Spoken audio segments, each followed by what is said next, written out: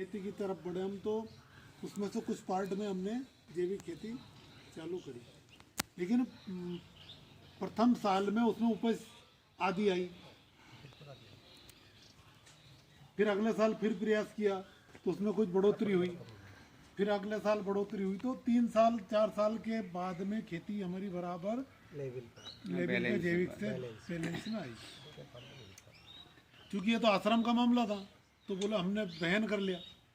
अगर कोई किसान 10 एकड़ का किसान है, वो अगर जैविक खेती के ऊपर अगर इस तरह से करने लगा, तो वो अगर इस तरह से अगर उसकी फसल कम होती है तो वो तो खत्म हो जाएगा, वो तो खत्म ही हो जाएगा, खत्म हो जाएगा। इतने फल इतने थोड़ी करेगा। फिर उन्होंने कोई आप हम जैसे वो बीच में इस तरह से कुछ लोगों से या कृषि करने वाले लोगों से उन्होंने उस चीज़ का वो जानकारी जब ली, तो उन्होंने कहा कि हमको खेती प्राकृतिक रूप से करना पड़ेगा। और प्राकृतिक रूप से खेती यानी कि जीरो बजट में, और जीरो बजट में अगर हम करेंगे तो निश्चित ही आपकी उपज में बिल्कुल भी अंतर नहीं आएगा। क्या बात है, बिल्कुल नहीं आता उसमें अंतर। उनका जो रिसर्च है, जो पर वो होता क्या है कि वो करना पड़ेगा हमको, वही तो है। बस सर जीरो बजट खेती में हाथ से करना पड़ेगा, एक तो क्या है, किसान को किसान मेहनत करना पड़ेगा, समझना पड़ेगा। हाथ से मेहनत करना पड़ेगी। मेहनत करना पड़ेगी उसमें। अच्छा, ये बाजारवाद के चक्कर में हम इतना बेफिक्र हो गए कि हमको अगर रेडीमेड जो भी चीज़ मिलेगी, चाहे वो कचरा फेंक दो, वो दे देगा पैक करके, खरीद के लाएंगे और हम फेंक देंगे। कचरा ही मिल रहा है सब। और कचरे के साथ जी हमारे यहाँ पर आप देखेंगे कि ज़मीन के अंदर इतने सारे खरपतवार के बीज आए हैं कि जिनको हमने कभी नहीं देखा। हमारे यहाँ के उसमें था ही नहीं। सिर्फ देखा नहीं इनको, जो आ रहे हैं भाई गाजर घास तो वो ठीक था, उसके बाद में इतने तरीके के ज़मीन में वो है कि सर समझ में नहीं आता कि ये हेक कौन से चारा और कहाँ से आता है। हम तो सर उसके ऊपर की पैकिंग देखते हैं खाली, और अंदर नहीं देखते कि इसमें है उसमें अंदर है क्या। क्या। अब वो सारी चीज़ें हैं ना, वो कहीं ना कहीं इस तरह से हम उसमें घिर गए हैं कि हम बस उससे बाहर नहीं निकलना चाह रहे। और प्राकृतिक खेती का है कि एक देसी गाय के गोबर से 30 एकड़ आप खेती कर सकते हैं आराम। क्या लग रहा है आपका?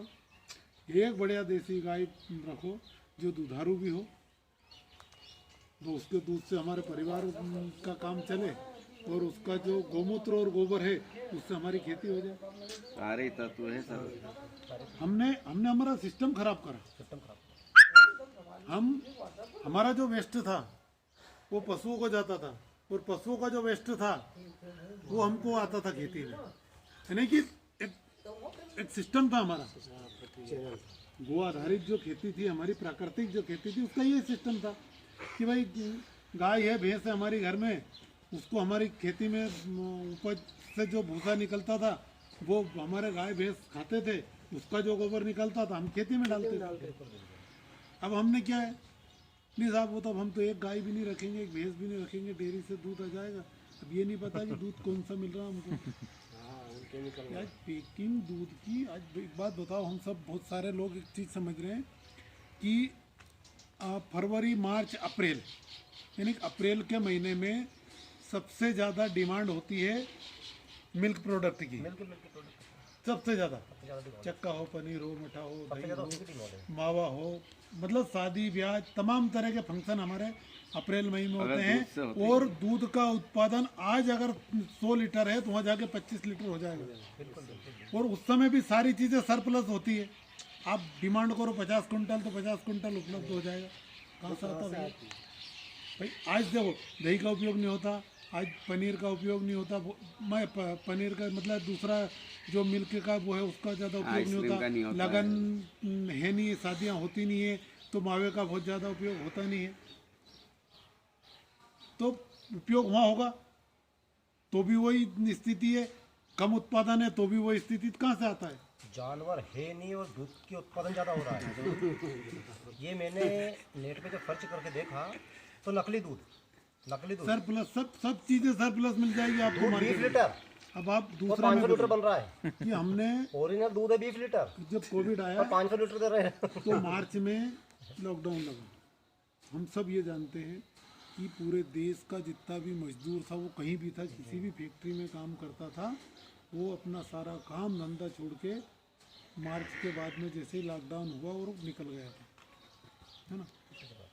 कोई भी कंपनी है, कोई भी काम करता है, तो उत्पादन का एक वो रहता है कि जैसे कि रबी की फसल में आई तो उसका प्रोडक्ट केमिकल कंपनियों ने, पेस्टिसाइड वालों ने बनाना चालू करा, फिर वो ख़त्म हुआ तो खरीद की आई तो वो चालू करा। अब गेहूं चने का सीजन था, दवाई वहाँ तक का काम था उनका, वो चल रहा था। अब लास्ट जब सीजन आया हमारा और मार्च में लॉकडाउन लग गया, लॉकडाउन लगने के बाद में जब हमारी सोयाबीन की बुआई हुई, कोई ये बता मुझे कि कहीं भी 1 भी लीटर खरपतवार नाशक का शॉर्टेज आया क्या? नहीं आया। बनाया किसने उसको? हाँ, वही बात। बनाया क्या किसी ने? भाई सारा मजदूर, तमाम फैक्ट्रियों से काम करने वाला सब अपने अपने घर चला गया था, कहीं भी कुछ भी काम नहीं चला 2 महीने में। फिर कहाँ से आया माल? किसी चीज की कमी नहीं है, किसी चीज की कमी खुला आई क्या? और भरपूर। कहाँ से आई? ये आया कहाँ से? सारी चीजें नकली हमको बेच के, और हम हमारी जो गाड़ी कमाई है उसका हम सारा पैसा इस नकली सामान में दे रहे हैं। सरकार की मंशा है कि भाई किसान की आय दोगुनी हो, पर किसान की आय दोगुनी कभी हो नहीं सकती। मैं ये दावा कर रहा हूँ, किसान की आय दोगुनी जब होगी जब वो अपनी खेती की लागत कम करेगा। एक बात बताओ, आज हम सब जानते हैं कि 52,000 रुपये का एक 5 हॉर्स का बिल होता है, उनको 7,000 रुपये देना पड़ता है। 45,000 गवर्नमेंट सब्सिडी देती है। 2400 रुपये की DAP की बोरी 1200 रुपये मिल रही है, 1200 रुपये गवर्नमेंट वो सब्सिडी देती है। यूरिया के ऊपर अलग सब्सिडी है। ये तीनों चीज़ों की आप सब्सिडी हटा दो, इतना लोड आप खेती कर पाओगे क्या? संभव ही नहीं। संभव ही नहीं, फिर नहीं है संभव। 50,000 का बिल किसान 7,000 का बिल भरने में उसको वो भी नहीं परेशानी भर आती पाता है। तो वो अगर 52,000 का अगर बिल पूरा अगर उसको पकड़ा दिया जाए, गवर्नमेंट सब्सिडी खत्म कर दे, तो क्या वो खेती कर पाएगा क्या? नहीं कर पाएगा। तो हमको क्या समझना पड़ेगा? हमको समझना पड़ेगा कि हम इस खेती की लागत किस प्रकार से कम करें। और हम सब लोगों को अगर हम कहीं थोड़ा बहुत भी वो किसी माध्यम से अगर हम समझ रहे हैं, तो हमारी ये जवाबदारी बनती है कि हम लोगों के बीच में जाके हमको ये चीज़ बताना पड़ेगी कि यार हमको ये देना पड़ेगा। ये प्राकृतिक चीज़ है, देखो इसमें कोई हमने फर्टिलाइजर नहीं डाला इन पौधों में, कुछ भी नहीं डाला, फिर भी हरे भरे हैं, सुरक्षित। हरे भरे है ना, अच्छे है ना, पूरा अच्छे, बढ़िया तरह से बढ़वार हो रही है। बड़े बड़े, कोई केमिकल नहीं है इनमें। ये 5 साल में ये पेड़ है, ये इसमें फल आता है, बिल्कुल आम का पेड़ है, कोई इसमें फर्टिलाइजर नहीं है। क्यों आता है? क्योंकि ये यहाँ का जो वातावरण है ये प्रदूषित नहीं है अभी, इसके अंदर ना तो पेस्टिसाइड है ना फर्टिलाइजर है, केमिकल से ही नहीं इसके अंदर। भाई दोनों चीजें इसमें नहीं है। तो इसमें जो प्राकृतिक रूप से जो जमीन के अंदर पाए जाने वाला जो जीवाणु है वो कहीं ना कहीं वो इसको हाँ, वो मल्टीप्लाई कर रहा है। बिल्कुल सही है सर। सारी चीजें इसको उपलब्ध करा रहे हैं।